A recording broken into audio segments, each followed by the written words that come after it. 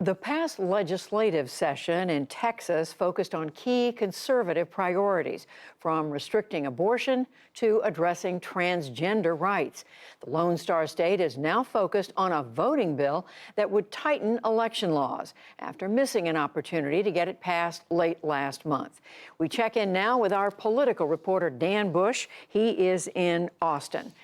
Dan Bush, hello there. So Texas has just ended its regular legislative session, and as we've said, they've looked at a number of conservative priorities. Tell us what's getting the most attention.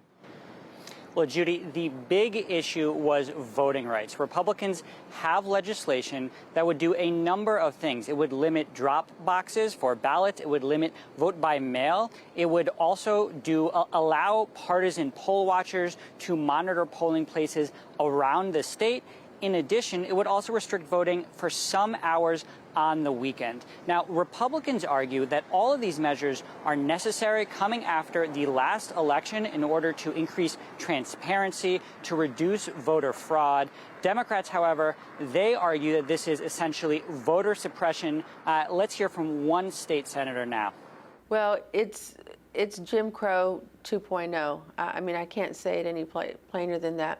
It's voter suppression, and it's targeting Harris County, right here where we are. I think because we broke a lot of records. I mean, the tremendous turnout. 1.68 million people voted in Harris County. Largest voting turnout. And I think that is what has concerned people on the other side of the aisle. That was a Democrat back in Houston, Judy, and it's important to note that this legislation has not yet passed, but several lawmakers told me that they expect Governor Abbott, a Republican, to convene a special session a little later this summer where these measures are going to become law. And so, Dan, tell us what more the legislature has been focused on, and how does it fit in with the national picture?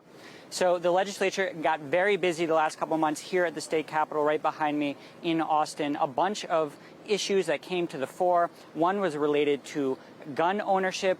The state passed a law allowing Texans to carry handguns without a permit, so loosening restrictions on gun ownership. Another had to do with abortion. The state passed a fetal heartbeat law, one of the most restrictive in the country, which would make abortion, which now has made abortion illegal in the state of Texas 6 weeks into pregnancy, even in the case of rape and incest. And when you pull back and look at the national picture, what you see here is Texas joining a number of states, Georgia, Arizona, others, where Republican-controlled state legislatures are doing everything that they can to enact a conservative agenda at a time when in Washington, D.C., Democrats are in charge. They are trying to do, frankly, quite the opposite. Democrats are trying to pass legislation right now in the Congress to, for example, strengthen voting rights. But here at the state level, Judy, Texas and other legislatures around the country are moving forward with these conservative items.